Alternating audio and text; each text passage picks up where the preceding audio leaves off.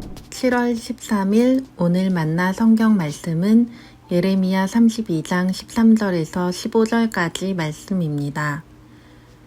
또한 그들이 모두 보는 앞에서 바룩에게 부탁하였다. 나 만군의 주 이스라엘의 하나님이 말한다. 이 증서들 곧 봉인된 매매 계약서와 봉인되지 않은 계약서를 받아서 옹기 그릇에 담아 여러 날 동안 보관하여라. 참으로 나 만군의 주 이스라엘의 하나님이 말한다. 사람들이 이 나라에서 다시 집과 밭과 포도원을 살 것이다. 아멘. 오늘 만나로 만나주시는 하나님을 기대합니다. 오늘 본문에서 예레미야는 근위대 뜰에 갇혀 있습니다. 줄기차게 예루살렘을 향해 바벨론에 항복할 것을 권하고 바벨론이 승리할 것이라고 말했던 예레미야를 바라보는 시선이 어떠했을지 어렵지 않게 상상해 볼 수 있습니다. 민족의 반역자, 바벨론의 앞잡이 갈 법한 말을 쏟아내는 예레미야를 시드기야 왕은 더 이상 참지 못하고 억류하게 된 것입니다. 그렇게 갇혀있는 예레미야에게 그의 사촌 하나멜이 찾아옵니다. 고향인 베냐민 땅 아나돗에 있는 자신의 밭을 예레미야에게 처분하기 위해서였는데요. 8절의 말씀입니다. 숙부의 아들 하나멜이 근위대 뜰 안으로 나를 찾아와서 내게 부탁하였다. 베냐민 지방의 아나돗에 있는 그의 밭을 나더러 사라고 하였다. 그 밭을 소유할 권리도 나에게 있고 그 밭을 유산으로 사들일 권리도 나에게 있으니 그 밭을 사서 내 밭으로 삼으라고 하였다. 이것은 구약의 율법에 나오는 기업 무르기인데요. 이스라엘 백성 가운데 누군가가 가난해져서 달리 방도가 없으면 그가 가진 기업의 토지를 가까운 친척에게 팔게 하는 제도였습니다. 이 제도 안에는 여러 의미가 담겨 있었습니다. 먼저는 이스라엘의 모든 토지는 하나님께서 그 지파에 주신 기업이기에 이것이 지파를 넘어 다른 타인의 손에 들어가지 않게 하기 위한 의미가 담겨 있었습니다. 그리고 더불어 한 사람의 삶과 존재가 가난의 무게에 함몰되지 않도록 더욱 가혹한 수치의 구조에 빨려 들어가지 않도록 지켜주는 사회보장제도와 같은 의미도 담겨 있었습니다. 일반적인 상황이었다면 기업 무르기를 요청할 때 응하는 것이 명예로운 행동에 속합니다. 그런데 지금의 상황은 달랐습니다. 본문의 상황에서 하나멜의 이 제안은 굉장히 비상식적인 제안이라고 봐야 합니다.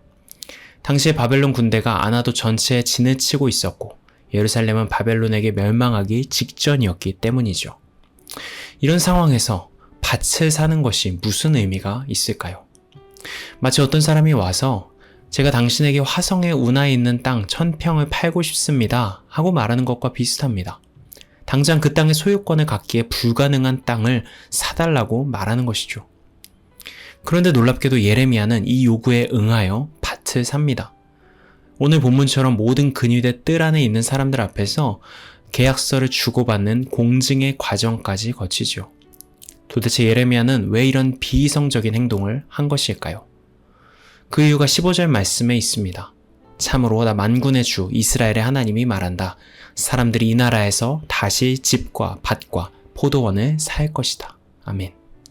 예레미야는 비록 지금 눈앞에 보여지는 현실은 심판이고 멸망이지만 그것이 결코 끝이 아님을 믿었습니다.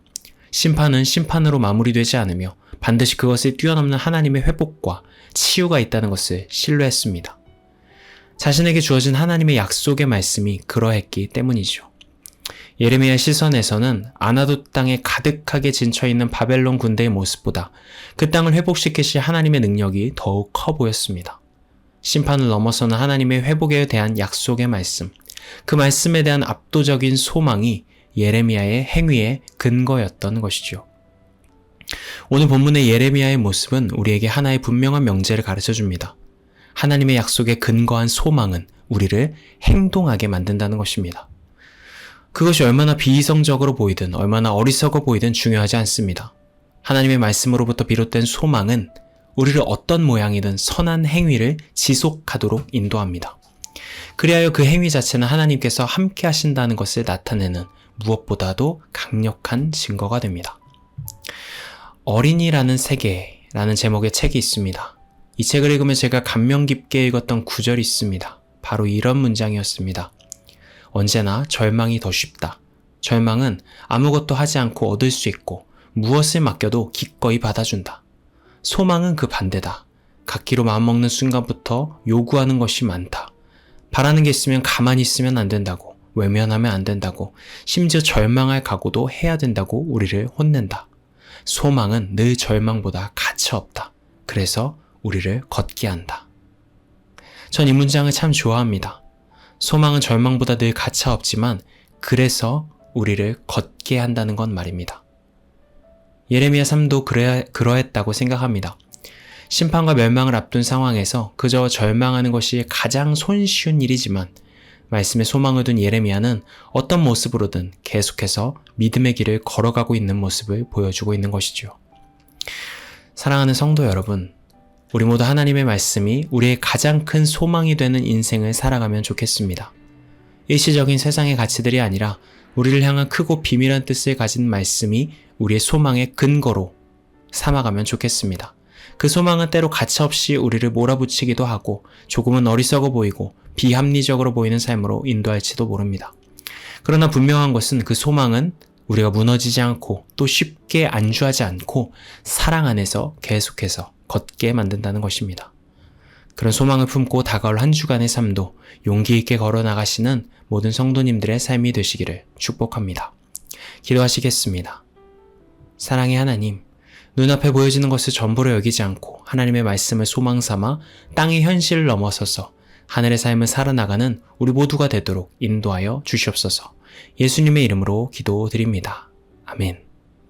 이제 두 가지 기도 제목으로 함께 기도합니다. 첫 번째로 오늘의 말씀에 따라 기도하겠습니다.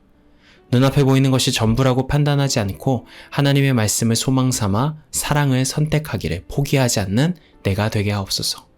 두 번째로 내일의 예배를 위해 기도하겠습니다. 주일 예배를 통해 어린아이들부터 노년의 성도님들에 이르기까지 말씀 안에서 참 소망을 발견할 수 있게 인도하여 주옵소서.